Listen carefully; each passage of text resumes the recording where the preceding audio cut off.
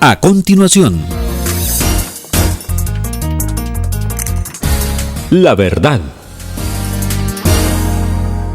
Un espacio apto para todo público.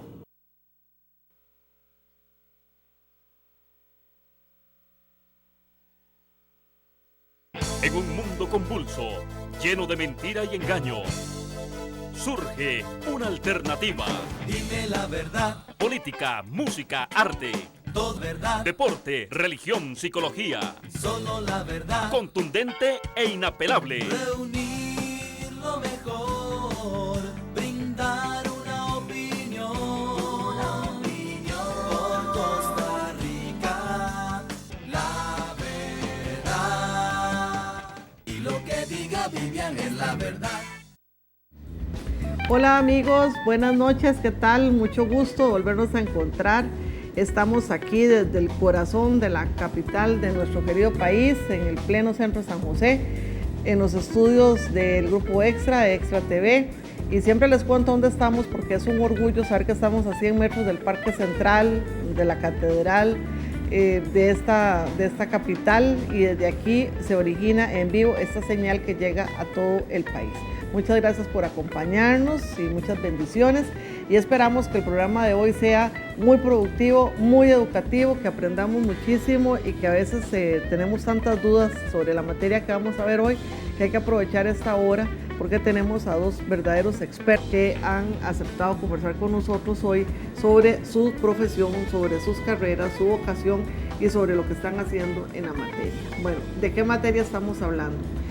Hay muchísimos profesionales, cada vez estamos conociendo más y nuevos profesionales en distintas ramas que ya no son las tradicionales. Antes conocíamos a los médicos, a los abogados, los ingenieros, y se han venido especializando también muchísimas profesiones que parecían artesanales y que ahora son verdaderos profesionales. Un chef pastelero, una persona que hace el césped de un campo de golf, que es un verdadero profesional, un químico, un físico, un biólogo marino, o alguien que se especializa en nanotecnología, en fin, tantas y tantas profesiones y carreras y vocaciones, pero hay una en la que yo aquí, por lo menos en La Verdad, he tratado de darle mucho espacio y que ustedes tengan la posibilidad de aprender conmigo sobre las ciencias económicas.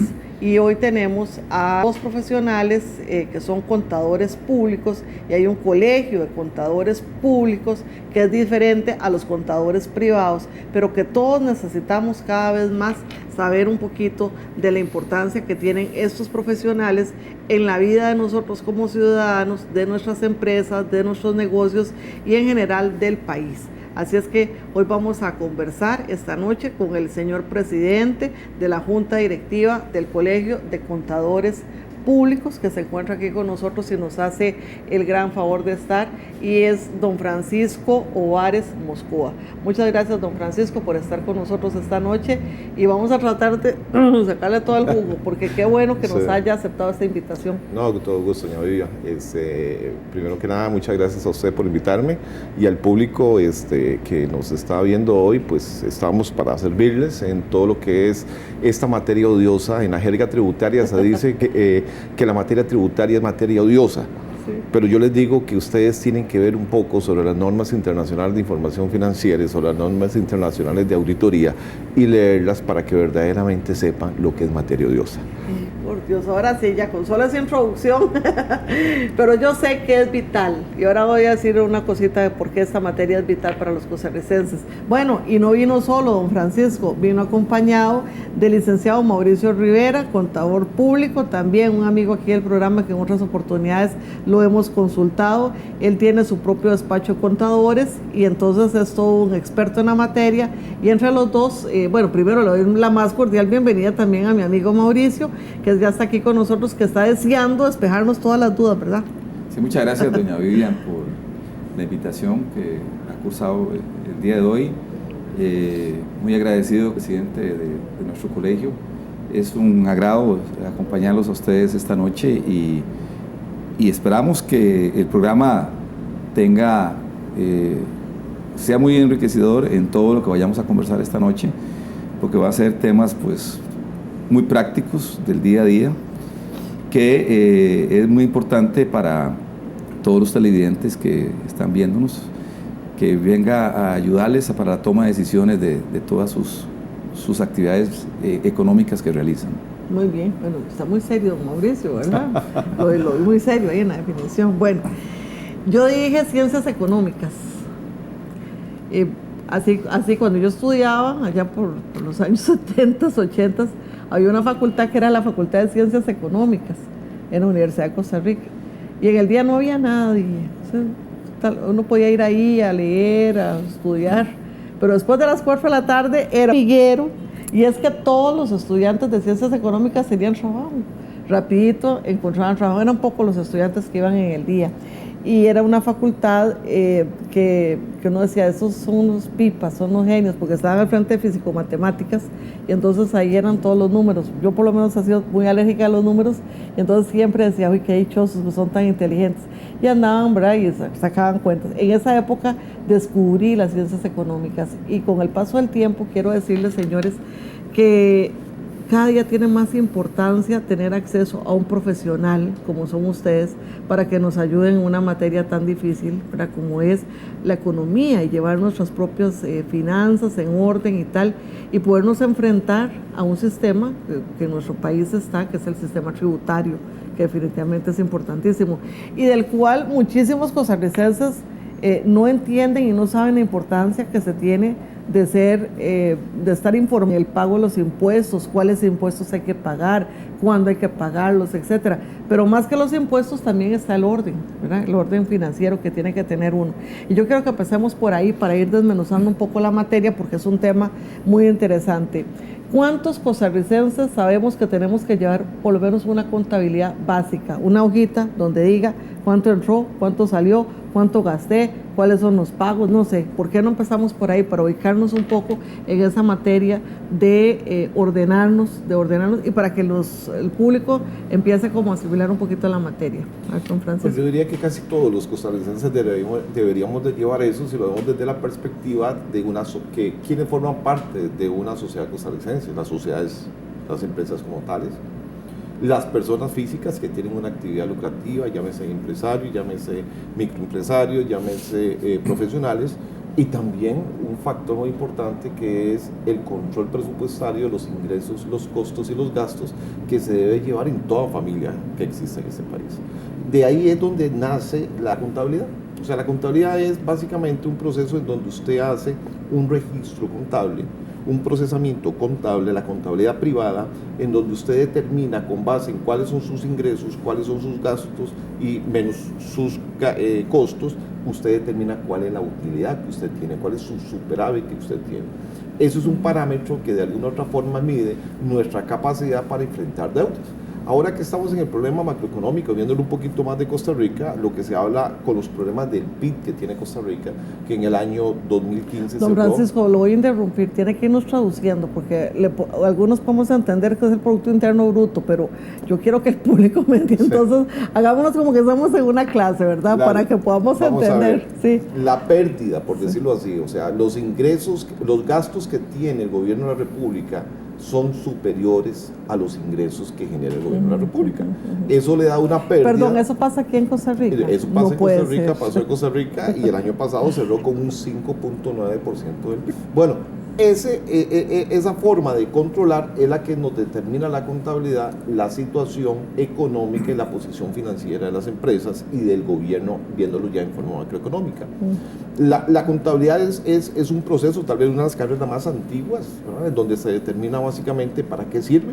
¿Para qué sirve la contabilidad? Pues sirve para muchísimas herramientas y sobre todo para la subsistencia de las empresas, a pesar de que el proceso de obtención de la información es a post-mortem, o sea, después de.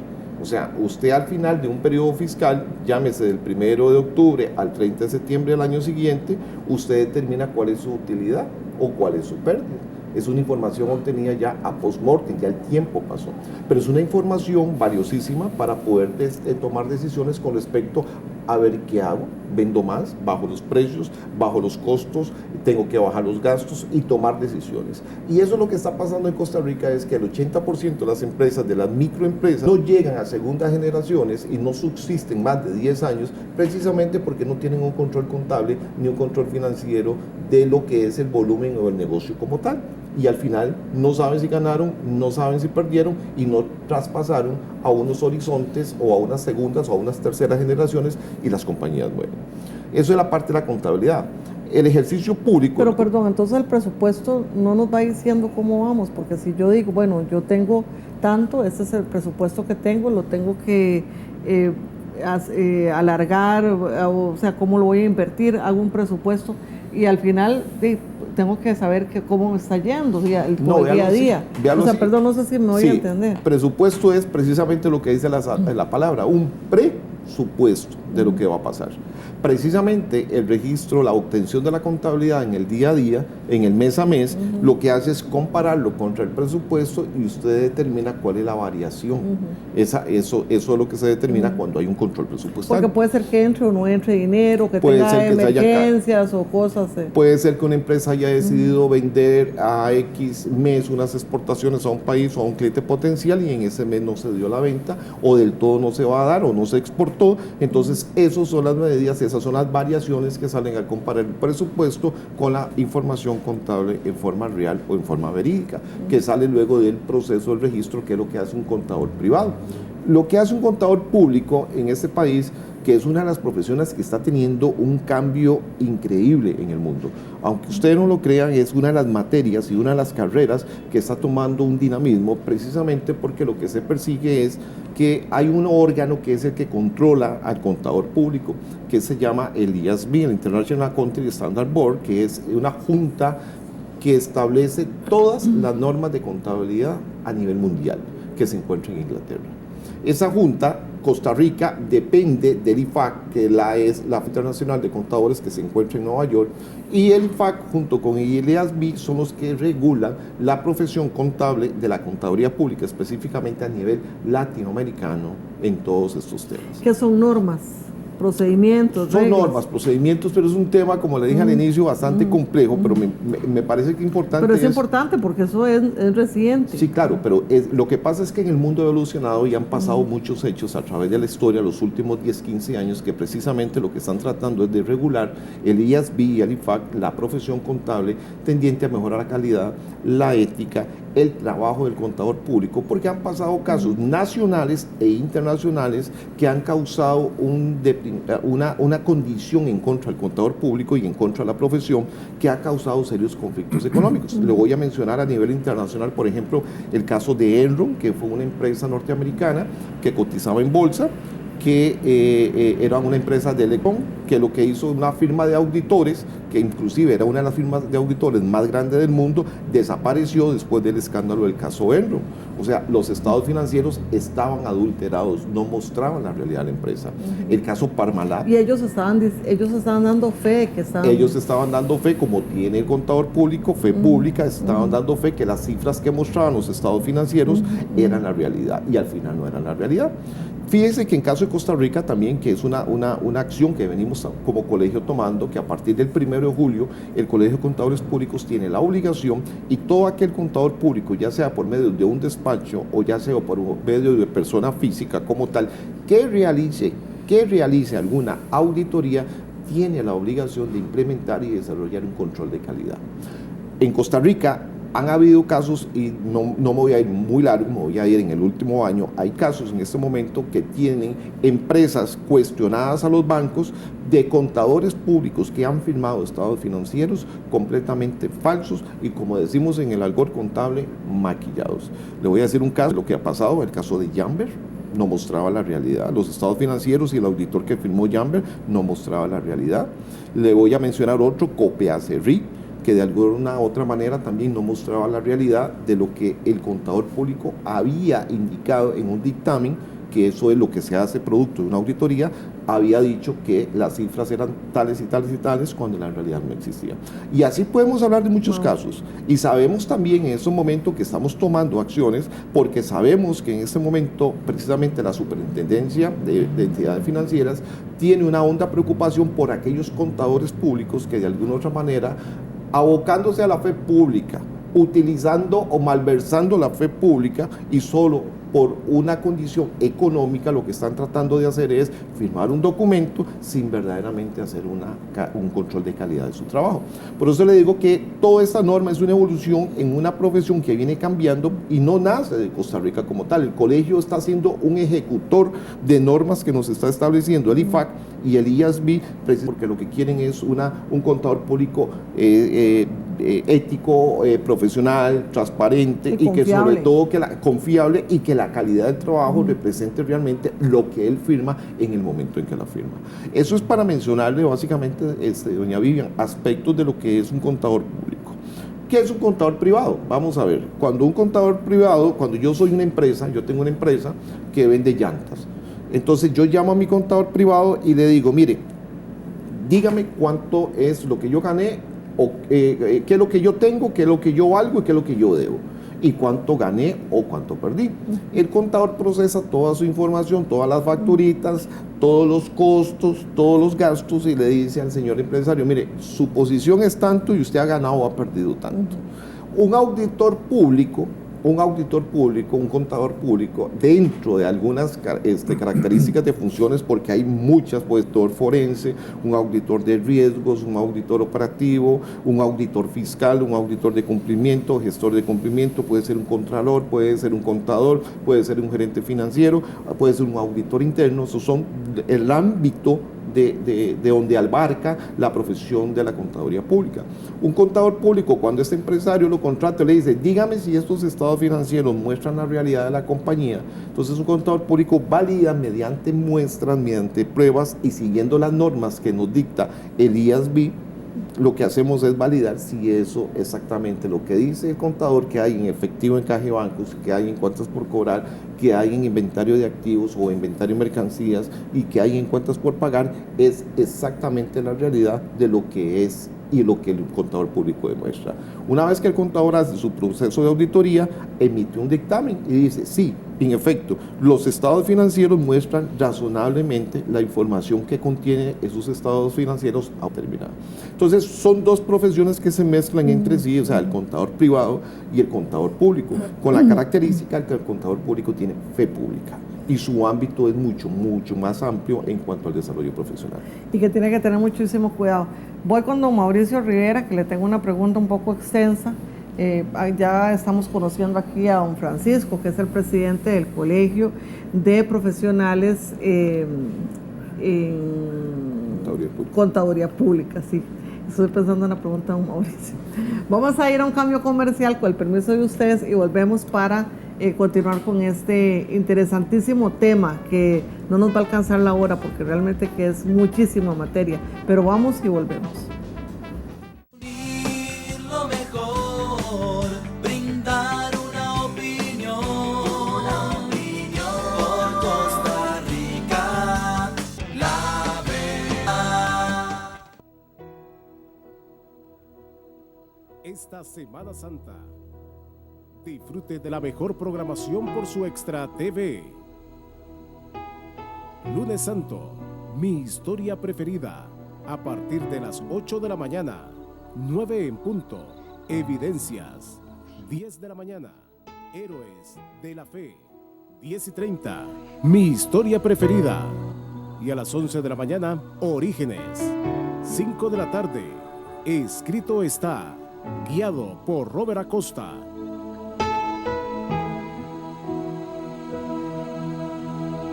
Lo mejor de esta Semana Santa se disfruta por Extra TV.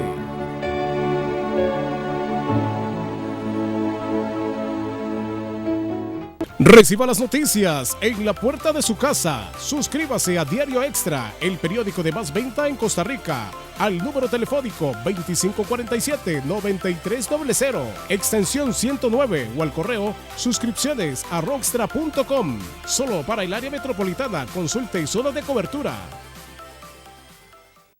Ania Arias le espera con importantes consejos de belleza, tips para el hogar, en su programa Siempre Contigo, lunes, martes, jueves y viernes a partir de las 3 de la tarde, solo por Extra TV.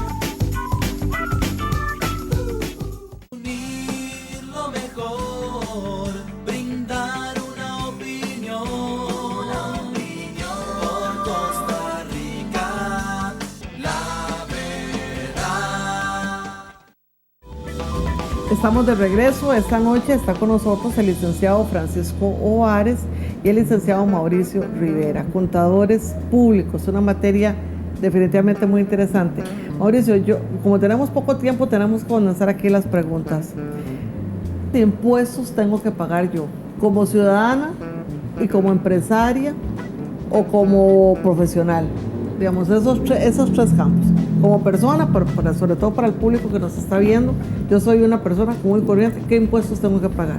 Y si soy profesional, ¿qué impuestos tengo que pagar? Y si tengo una empresa, ¿qué impuestos tengo que pagar? Sí, mire, la ley del impuesto sobre la renta está claramente tipificado de acuerdo a las actividades económicas o lucrativas que se desarrollen, ¿verdad? Sí tenemos que tener claro que una persona, sea física o jurídica, puede perfectamente inscribirse ante la administración tributaria y puede ejercer la actividad mercantil que desea. ¿Puede o debe? Puede y debe. Lo que ocurre es que estamos hablando ya de un tema que es de la parte cultural tributaria que tenga la persona, ¿verdad? Cuando digo puede es porque debería, pero no todo mundo en el país, y yo creo que a nivel mundial, no tiene esa cultura tributaria. En el caso de un profesional, llámese un abogado, un médico, un contador público, un economista, un arquitecto, que preste servicios en forma independiente, tiene que inscribirse como contribuyente en el impuesto de renta. Y eso conlleva obligaciones tributarias, como son, por ejemplo, presentar su declaración de renta una vez al año, con corte del 1 de octubre al 30 de septiembre del año siguiente, si tiene ese periodo normal o natural. Hay periodos fiscales especiales, pero el ordinario es el que estoy indicando. Se hace el corte al 30 de septiembre y debe presentar su declaración de renta el 15 de diciembre de ese año. Ahí tiene que hacer una autoliquidación de sus impuestos, de los ingresos, los costos y los gastos, y sobre eso pagar el impuesto sobre la renta, de acuerdo a una tabla que se tiene. ¿Eso se lo puede hacer un contador privado? Eso se lo hace un contador privado que, de acuerdo a nuestra legislación del ejercicio profesional, generalmente el contador público es también contador privado, pertenecemos a los dos colegios. ¿Por qué? Porque cuando estamos haciendo contabilidad privada tenemos que ponernos el sombrero de contador privado incorporado. Y cuando hacemos auditoría, como explicaba ahora el licenciado Ovares, tenemos que ponernos el sombrero de contador público autorizado. Entonces, la parte del registro de todo lo que tiene que ver con el tema de esa actividad económica que está llevando a cabo el profesional es competencia de ese registro de un contador privado incorporado. Sin embargo, entra la parte de la asesoría del contador público autorizado o la contadora pública autorizada para ver que pueda presentar su declaración de renta en tiempo y en forma y que esté apegada a la realidad económica que tiene, en este caso, el profesional, y que esté bien sustentado. Cuando digo sustentado es que todos sus ingresos estén apropiadamente registrados y que se tengan los documentos. Y si hay gastos dentro del ejercicio profesional, que sean gastos pertinentes, oportunos y apropiados, que vayan con el ejercicio profesional en este caso del contribuyente. ¿Por qué? Porque ocurre que, por ejemplo, un contribuyente, sea un profesional, sale del país de recreo, un viaje familiar, y entonces pretende o podría sugerirle al contador o eventualmente al asesor en contaduría pública: mire, este dinero que gasté, $3,000 o $5,000 en viaje, que es un viaje de placer para él y para su familia, métalo por gasto, y eso es un gasto que no es deducible. No hay una razón lógica de pensar de que ese gasto va a generar un ingreso gravable, porque no hay una coherencia o consistencia para generar un ingreso.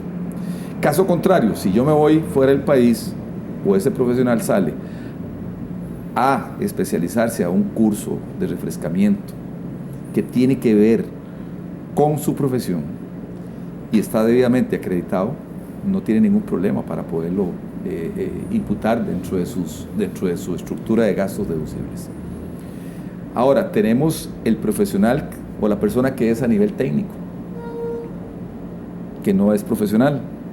El caso del electricista, del fontanero, como usted indicaba ahora al inicio de su programa, la persona que corta el césped del campo del golf, que no es un profesional porque no es un título, no es una persona que tiene un título universitario. La misma gente que nos acompaña esta noche aquí, los camarógrafos, son profesionales en su campo. Llevaron algunos cursos, alguna cosa, pero tal vez no tienen el título que ostenta universitario. Este tipo de profesionales o personas que están ejerciendo ese trabajo, ese oficio, deberían también de inscribirse ante la Administración Tributaria. ¿Por qué? Porque puede ser que tengan una relación laboral en un canal específico, pero perfectamente pueden, en horas libres o fin de semana o alguna cuestión así, llevar a cabo un trabajo adicional como trabajador independiente. Y entonces ahí ya va a tener dos actividades, una que es la relación laboral que tiene con el canal, por ejemplo, y puede llevar una relación de un ejercicio profesional, con una contraprestación con un tercero que no necesariamente tiene que ser el canal, y tendrá que facturar eso, ¿verdad? Por ejemplo, tenemos casos de personas electricistas que trabajan 8 horas y en la noche van a un instituto privado a dar lecciones, y puede ser que la relación que se tenga es una relación de servicio y entonces tendrán que dar su factura. Ellos también deberían de inscribirse y acreditarse como tal en el impuesto de renta para una persona física, ¿verdad? Pero eso no lo puede hacer la persona sola, necesita de un contador. Sí, tiene que asesorarse, ¿verdad? Hay ahora formas de poder uno inscribirse en línea. Porque ahora todo está en línea, eso es lo que la otra pregunta. Inscribirse en línea. Lo que ocurre es que hay que tener mucho cuidado a la hora de poder presentar las inscripciones, en este caso el D140, que es un formulario de inscripción. Tiene que tener mucho cuidado, porque dependiendo la actividad que usted vaya a anotar, la actividad económica, puede ser que esa actividad económica esté sujeta a renta y ventas. A la hora de llenar el formulario, puede ser que la persona, porque carece de un buen asesoramiento, se inscriba en renta únicamente. Bueno, pero yo no creo que un ciudadano común y corriente que nos está viendo hoy, que tiene alguna profesión, algún oficio, ya entienda toda esta cosa. O sea, a eso quería llegar. Cuando el Ministerio de Hacienda nos anuncia por todos los medios, ahora el sistema en línea, la gestión en línea, yo no sé, yo siento, y por eso los invité al programa, yo siento que las personas, el común de los ciudadanos, no entienden muchas cosas de estas, de cómo hacen para pagar sus impuestos, cómo se acercan, si tienen que pagarlos, si no tienen que pagarlos. Y hay un ciudadano que me dice, yo con costos, ¿cómo que impuestos voy a pagar? Por Dios. O sea, y además, cada cosa que compro también tiene impuestos. O sea, hay una... ¿verdad? Hay como sí, hay toda una dinámica. Exactamente. Sí, hay toda una dinámica en este tema. Y ventas, por ejemplo. Que definitivamente, claro. Si yo vendo helados, entonces toca pagar impuesto de ventas. Sí, definitivamente, pues sí se requiere el asesoramiento. Siguiendo la línea suya, por ejemplo, si yo voy a poner un negocio que sea una ventana en donde voy a vender tacos y refrescos. Una ventana en X lugar. Tengo la patente, tengo la patente municipal, permiso sanitario. El permiso de salud, tengo que tenerlo, sí. ¿verdad? Si van a tener dos o un dependiente o un ayudante, esa persona debería estar inscrita en la Caja Costarricense del Seguro Social. Tiene que contar con una póliza de riesgos de trabajo, ¿verdad? Tiene que tener un contrato de arrendamiento de esa ventana, ¿verdad? Pero ¿qué es lo que ocurre? Esta persona podría iniciar su actividad económica por el tamaño de las compras y todo lo que tiene que ver con esta actividad específica, la venta de tacos, un régimen simplificado. Ese régimen simplificado no requiere una contabilidad formal. Es un registro que se lleva en un libro de compras, que se lleva únicamente las compras, tiene ese contribuyente. ¿Y cuáles van a ser las compras ahí? La mayonesa, el repollo, la carne, la tortilla, los refrescos. Si va a vender refrescos naturales, la factura de la verdulería, si es que le dan factura, ¿verdad? Todo lo que tiene que ver con esa serie de insumos, sobre esas compras tiene que pagarse cada 3 meses el impuesto de renta y ventas, y hay unos factores asignados para esa actividad económica específica. Pero él no emite factura por una venta de tacos en una ventana, a mí no me da una factura. No, ahí no se emite factura. Ahí no emite facturas. El tiquete caja. Está exonerado totalmente. No tiene eso. Dentro de los requisitos del régimen de simplificado, unas particularidades es de que no tiene la obligación de emitir de etiquetes debidamente autorizados. Simple y sencillamente él puede recibir el dinero porque, ya como lo indicó Mauricio, él tributa por las compras hasta 150 salarios, que anda por el orden de 404.000 colones. El salario sería multiplicar 150.000 por 404.000 colones, y hasta ese tope de compras, este negocio que acaba de indicar Mauricio puede estar dentro del régimen simplificado, y es una forma precisamente de cómo se creó el régimen, precisamente, y existe a nivel internacional, a nivel mundial, precisamente para que aquellos que están dentro de la economía, pero se manejan en la economía informal, tengan la obligación también de contribuir con las cargas del Estado. O sea, es obligatorio. Es obligatorio. Es que eso es un tema que yo quería tocar aquí, porque la mayoría de los comercios chiquitos y tal no pagan impuestos, no pagan. O sea, ellos tienen ahí su ventita y todo y no pagan, a pesar de que tienen patente, que tienen el permiso sanitario y todo esto. Esa es la realidad. O me corrigen, o sea, estoy equivocada. Si estoy equivocada, yo pido. Sí, pero sí quiero hacer una aclaración, y yo creo que es importante que la consideremos.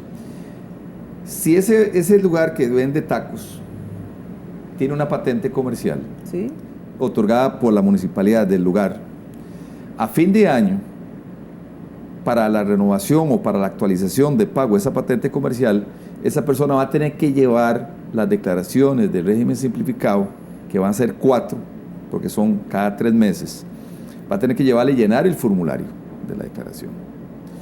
Eso se está garantizando, la municipalidad va a tener un control cruzado. Es más, las municipalidades de este país tienen control cruzado con todos los contribuyentes que manejan patentes para ver cuál fue lo que declaró, los ingresos brutos, porque recordemos que el pago de las patentes comerciales en algunas municipalidades, en algunos gobiernos locales, se calcula sobre las ventas brutas, sobre los ingresos brutos.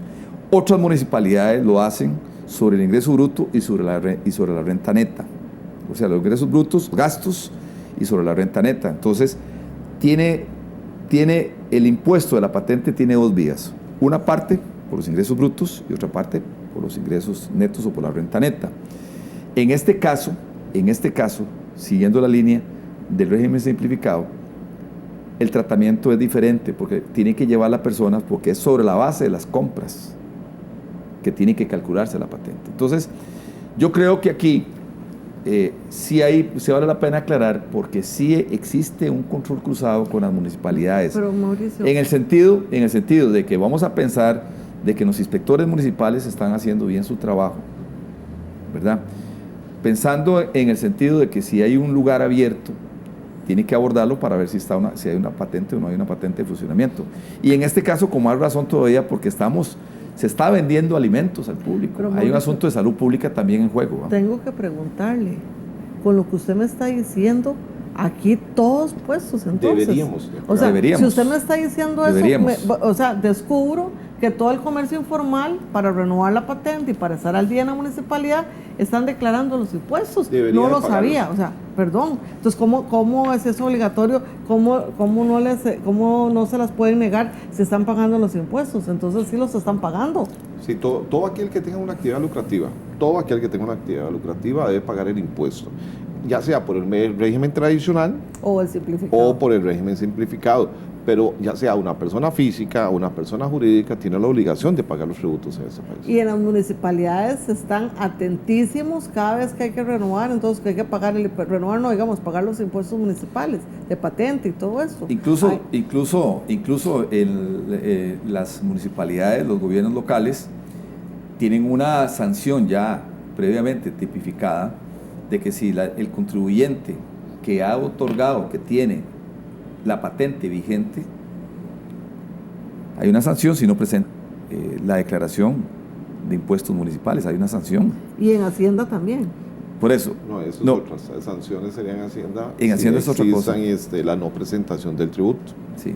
O sea, hay dos requisitos a nivel de Hacienda. Francisco, A ver, hay dos ¿Qué? Ustedes ya me están haciendo aquí un conejo. Todo contribuyente que tenga actividad lucrativa, una actividad lucrativa. Pero hablemos comercial, un comercio. Ok, un comercio. Donde gana algo. Tiene donde dos gana obligaciones. Algo, sí. Una obligación del deber formal, de que aunque haya teniendo utilidades, tiene que presentar la declaración, ¿verdad?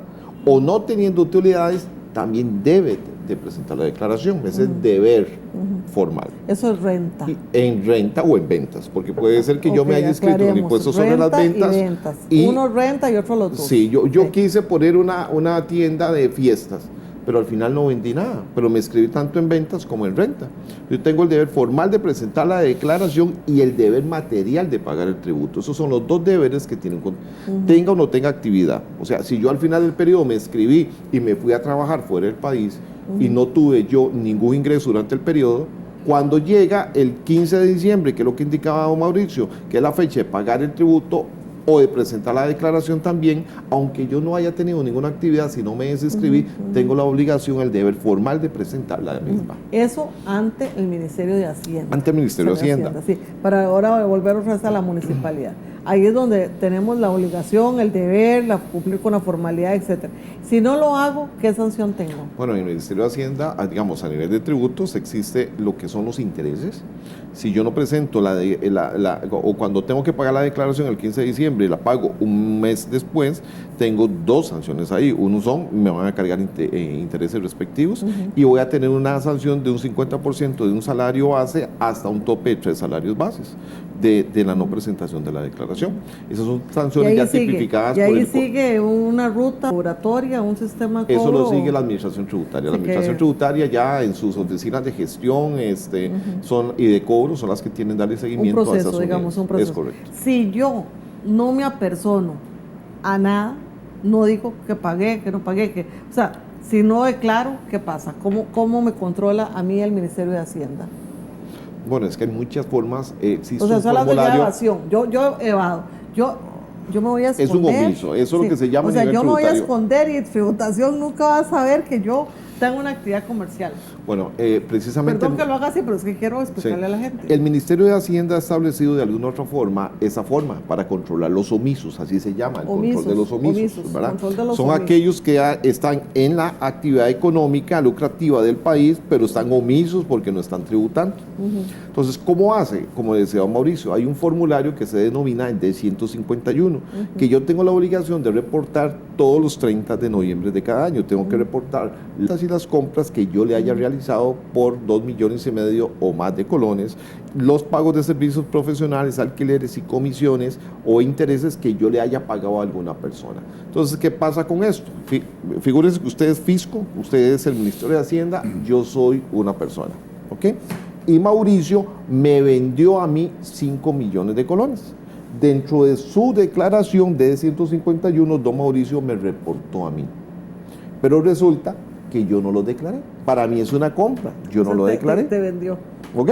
Entonces, ese sistema que se llama sombras, porque lo que hace es a las sombras de una declaración. Y las sombras. Sí, se llama un programa sombras. Eso nació creo que en el año 2002 más o menos, que fue un asesoramiento que dio el gobierno español a Costa Rica. Salió todo este sistema. Entonces sale a la sombra de una persona que declara, sale un omiso, como el caso mío. Entonces, él me declaró, yo no declaré, y usted como Hacienda, en los controles cruzados que tiene el ministerio, los puede determinar fácilmente para saber exactamente que yo soy el que no lo declaré y por lo tanto me tienen que llamar para hacer mi rendición de cuentas. Empiezo a perseguirlo. En buena teoría. Aquí el sistema lo tiene, el Ministerio de Hacienda lo tiene, eso nace como de ¿qué? Del año 2002. El problema es la cantidad de omisos y de alguna otra forma tal vez el programa yo no me ha tenido... imaginar al Ministerio de Hacienda buscando los omisos después de ver las sombras. Vea, por ejemplo, ahorita que estamos en el mes de marzo, ahorita que estamos cerrando la Expo Móvil. Cerró ahora el domingo de esta semana. 13 de marzo. El 13 de marzo, el Expo Móvil. Es muy normal y es muy usual que consulten la gente al contador público autorizado. ¿Tengo que declarar ese carro o no tengo que declararlo? Mira qué interesante. Porque las agencias de los vehículos tienen la obligación tributaria de declarar a quienes vendieron ese vehículo. Claro. ¿Verdad? Sí. Ya sea una persona física o una persona jurídica. O puede ser perfectamente a un menor de edad, pero que su papá lo representó para la venta del vehículo. Entonces, ¿cómo se maneja todo eso? ¿Y la inscripción? Y la inscripción. Entonces, ¿qué es lo que ocurre? Que hay mucha gente, muchos ciudadanos, que olvidan esa parte, que es una parte esencial, como decía don Francisco ahora. Si yo compré un carro de $30,000, que es más o menos un valor promedio de mercado, y lo compré financiado, entonces hay que ver cómo se va a declarar ese vehículo. La agencia lo declara como una venta, pero ¿a quién? ¿A título personal, a nombre de una empresa o a nombre de una asociación o quién? La gente pierde esa perspectiva, ese requisito. Y entonces, cuando viene ya el cruce, como hablaba don Francisco, de todo lo que tiene que ver, que generalmente eso se cierra el 30 de noviembre del año 2015, ahora, para estos meses que nos avecinan, es donde surte el efecto del cruce de esa sombra. Porque yo llegué a comprar un vehículo y la agencia tal llegó y me lo declaró y yo no lo declaré. Volvemos a lo que ustedes indicaban ahora. No hay un asesoramiento, no hay un acompañamiento de qué es lo que tengo que hacer. Porque resulta que esa persona no es contribuyente ante tributación directa. Llegó y tenía unos ahorros o tenía una herencia pero Mauricio, y compró un carro. ¿No está pagando el impuesto? Cuando usted le compra el carro, no, impuesto? Para efectos de la declaración informativa. De la declaración informativa estoy hablando. Okay, bueno, porque la venta sí se paga el impuesto. Eso estamos claros. Lo que estamos hablando es para seguir la línea. No es muy barato, ¿verdad? Seguir la línea de sombra y omiso que dice don Francisco. Sí. Es muy normal y es muy fácil encontrar un montón de gente de que el contador no llega a tiempo a decirle, mire, usted compró un carro o compró, ¿qué hizo este año? Usted compró un carro, hizo algo, ¿qué compró? ¿Qué hizo? Compró una casa, compró un lote. ¿Qué hizo usted? Fui a la Expo Móvil y compré un vehículo, pues eso hay que reportarlo. Es renta, ahí estamos hablando de renta. Renta y eventualmente el D-151, que es un formulario estrictamente informativo, ¿verdad? Entonces, con esto ya, para poder quedar claro en la parte de esta sombra, es muy importante que todas esas relaciones comerciales, profesionales, compra de activos y todo, deben de estar bien clarificadas y expresarse bien en el formulario, para que no haya inconsistencias. Bueno, nos falta mucha información. Los voy a interrumpir porque toca comercial, ya me brinqué 2. porque está muy interesante la conversación y ya casi no tenemos tiempo y no hemos empezado a hablar del tema. Así es que, amigos, vamos a este cambio comercial y volvemos nuevamente aquí al set de La Verdad, donde estamos completamente en vivo con estos contadores públicos. Vamos y volvemos. Lo mejor, brindar una opinión por Costa Rica, la verdad. Bienvenidos, ¿puedo tomar su orden? Danos 2 perros calientes con repollo, frijoles y mucho queso. ¿Desea algo más? Ponele extra picante. Sí, extra picante, con mucho gusto. Solo hay un diario en Costa Rica que te da 100 veces más que solo información. Te da emociones extra, risas extra, historias extra, fotos extra. Diario Extra, nuestro ex de cada día. Hoy entendemos la sexualidad como un asunto de familia. Hoy entendemos la sexualidad como una expectativa de unión para las parejas. Hoy queremos que reine el amor en cada lecho marital, que no se busque afuera lo que tiene que florecer en casa. Hoy queremos que el amor reine en todos los rincones.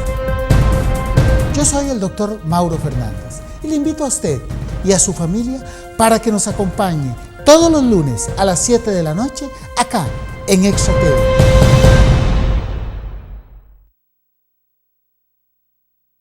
Historias Extra.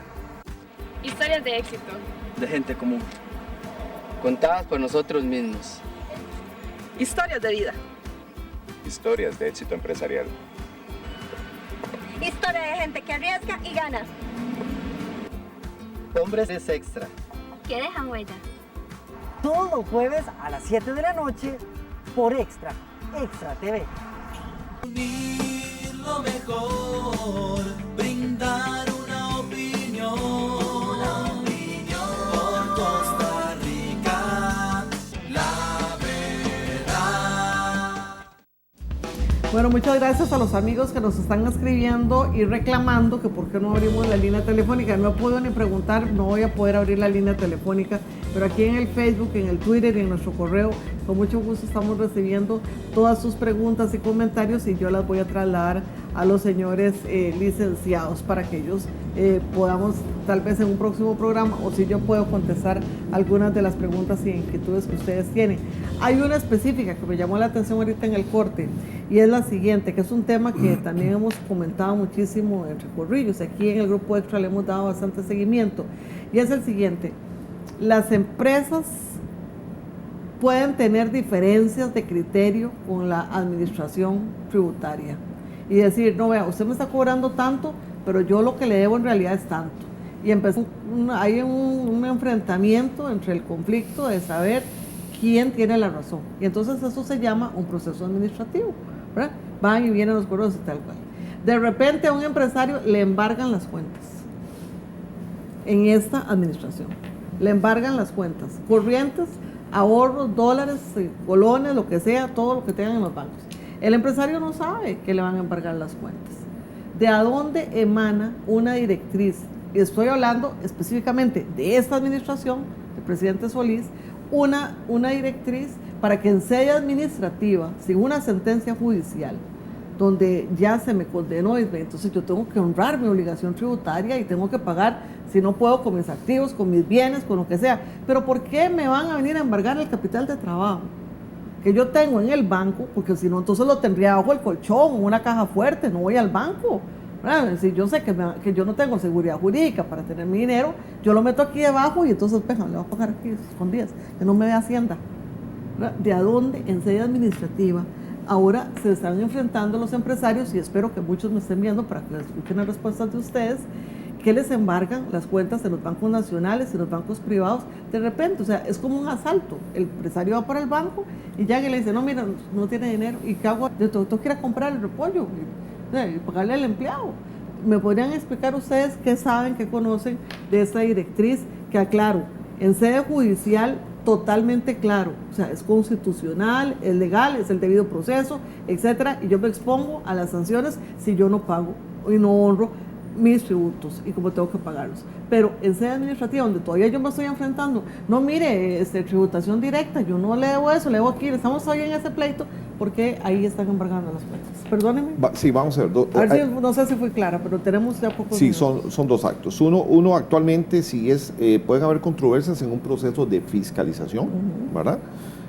Anteriormente, antes de la ley 96.9 del 28 de septiembre, cuando el fisco llegaba a una empresa y le hacía una auditoría, una fiscalización, que puede llegar en cualquier momento. Que puede llegar en cualquier momento y que están llegando al día de hoy en cualquier momento. ¿Y eso está bien? Y eso está bien, eso es parte de sus facultades y son parte de la facultad del ministro fisco.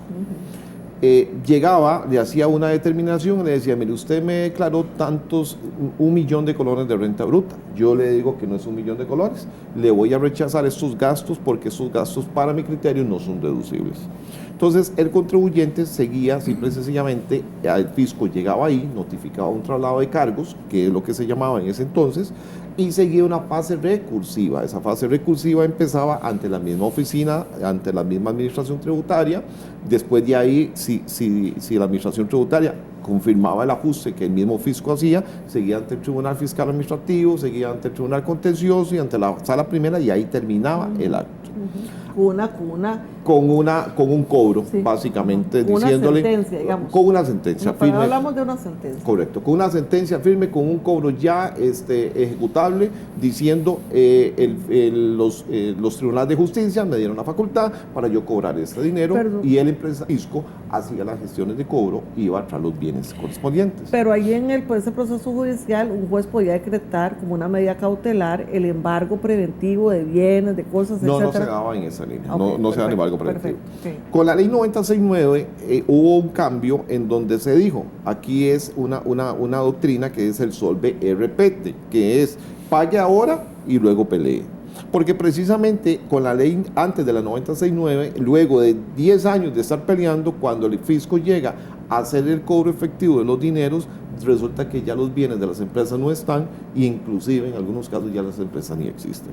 Entonces el fisco dice, a los 30 días usted me tiene que pagar, o me tiene que garantizar de alguna forma el impuesto o la diferencia que yo le estoy cobrando, pero no le impido para que usted vaya por la vía recursiva que antes indiqué y usted vaya y pelee. Si al final de los 10 años o de los 8 años yo pierdo fisco, yo le doy el dinero con los intereses, y si usted pierde contribuyente, ya yo me cobré. Esa norma fue declarada inconstitucional. Se aceptaron 5 actos en la Sala Constitucional, todavía no ha sido declarada y está en estudio. En este momento están paralizados todos los procesos de auditorías, de emisión de los ALOS, de los actos de liquidación de oficio por parte de la Administración Tributaria. Por lo tanto, digamos, ahí no hay controversias. Con lo que usted me está indicando, me suena más, doña Vivian, a lo siguiente. Me suena a que yo como contribuyente presenté mi declaración de impuestos sobre la renta hace unos años atrás, la presenté pero no la pagué. Presenté el impuesto de ventas pero no lo pagué. El fisco empieza a hacer con su oficina de gestión de cobro en vía administrativa el cobro, no ejecuta, no lo hace, no paga el contribuyente. Pero y porque eso estoy llega... en la controversia, pero todavía estoy en la controversia. No, porque... o sea, yo no he pagado, no porque, bueno, tal vez digamos, pero yo no he pagado porque yo le digo, vea, usted me está cobrando 20 y yo digo que son 10. Bueno, estoy en la controversia. Si están en etapa judicial. Sí, eso no, interna, administrativa. O sea, la administración me está cobrando y me manda a decir... Acuérdese que el proceso del proyecto, nuestra ley de impuestos sobre la renta tiene principios de autoliquidación. Sí. O sea, no liquida la administración tributaria el tributo, sino que es el mismo contribuyente el que lo va a liquidar. Exactamente. Entonces, yo soy el que mensualmente llego y digo, esas son mis ventas, esos son mis compras, este es mi impuesto. Y anualmente digo, estos son mis ingresos, estos son mis gastos, correcto, esto es mis costos, esto es mi impuesto. Me encanta porque queda clarísimo, así es. Pero es el contribuyente el que autoliquidó. Si lo que me está diciendo en una etapa de controversias quiere decir o que ya yo pagué anteriormente y que la administración no tiene el cobro efectivo aplicado en su sistema, porque no pueden haber controversias cuando yo soy el mismo que ha liquidado porque mis después impuestos. de que usted le dijo, usted solito, mutuo propio, se presentó ante la administración tributaria y le dijo, vea, yo dije que eran 5. Usted en una investigación, en una fiscalización donde llegan, se instalan ahí, revisan y tal, entonces ellos sacaron una diferencia y dicen, no, hay una diferencia. Desde el 14 de agosto del 2014 la administración tributaria no puede ejecutar en ese momento cobros porque están paralizados por lo que dije, que la Sala Constitucional tiene 5 actos para estudio, por lo tanto el 144 no puede ser ejecutado como lo había diseñado, como lo había planeado la administración tributaria. El solver repete, o sea, pague ahora y pelee después. Sí. Eso no está... Eso no es una directriz, o sea, por entonces eso... el Protributación entonces no podría embargar las cuentas. No podría embargarlas de agosto del 2014 para acá, ¿verdad? Porque está paralizado por los actos que están en estudio en la Sala Constitucional. Okay, lo del 2014 para atrás. Anteriormente estaba aplicando el solver repete, entonces si usted no pagaba, simple y sencillamente ejecutaban la acción o los bienes que tuviera la compañía. Pero de alguna otra forma, al paralizarse eso, la administración tuvo que haber paralizado también todas las gestiones que pudo haber reclamado. Como indiqué, otra forma es que si hayan presentado las declaraciones, yo no las haya pagado, yo se las cobre fisco, no me las quiso pagar contribuyente, entonces seguí la vía recursiva dentro del mismo Ministerio de Hacienda por la vía administrativa y lo llevé hasta el Departamento de Cobro Judicial. Y es un departamento que es del Ministerio de Hacienda, que pertenece a la Hacienda, Dirección General de Hacienda, y que de alguna otra forma es la unidad, los abogados o los cobradores del Estado que lo que hacen es cobrar las deudas cuando el contribuyente no paga. Pero bajo la línea de fiscalización, después de agosto del 2014, no pueden estar ejecutando embargos de cuenta corriente para cobrar el dinero producto de una diferencia de impuestos. Bueno, vean, se nos va el tiempo, yo estoy empezando a preguntar y yo creo que sí, a veces digo, voy a volverlos a invitar, no, hoy sí, a ustedes necesito que vengan porque estamos empezando, tengo un montón de preguntas del público y hay muchas dudas, entonces con todo respeto les ruego que después de Semana Santa me hagan el favor de volver, si es posible, sí, hacemos una segunda parte después de Semana Santa. Con todo gusto, versión 2, versión 3, la que sea necesaria para aclarar eso. Tengo demasiadas dudas, yo creo que esta materia es poco lo que se informa, ¿verdad? Y el colegio, yo creo que también en una forma de extensión del colegio que usted preside, don Francisco, sería muy bueno que nos aceptara la invitación para después de Semana Santa y poner en alerta a todo el mundo para que después de Semana Santa, o sea, de hoy en 15, ¿verdad?, nos volvamos a encontrar aquí, ¿les parece? Con todo gusto. Sí, les agradezco de todo corazón, casi que no tenemos ni tiempo ni despedirnos, pero fue interesantísimo, tanto así que ya entonces los dejo invitados para continuar con este tema. ¿De acuerdo? A la orden. Vamos a ver si es posible que venga algún funcionario de Hacienda. Voy a intentar convocar algún funcionario de Hacienda para que vengan aquí a que podamos aclarar todas estas dudas, ¿verdad? Muchísimas gracias, don Mauricio. Muchas gracias, don Francisco. Que Dios los bendiga, una profesión muy noble que ayuda muchísimo a las personas y a este país, que de los depende la calidad de vida, de todo lo que hacemos, ¿verdad? Eso es el tema, era un tema los que traía, pero lo vamos a ver si Dios lo permite de hoy en 15. Muchas gracias a ustedes, los espero entonces de hoy en 15 días con la segunda parte de este interesantísimo tema y espero que los funcionarios de Hacienda acepten la invitación de venir a conversar sobre esto. Muchísimas gracias, muy buenas noches y nos vemos entonces, que pasen una feliz semana muy llena de espiritualidad, de reconciliación, de entendimiento de la importancia que tiene esta semana. Muchas gracias y buenas noches.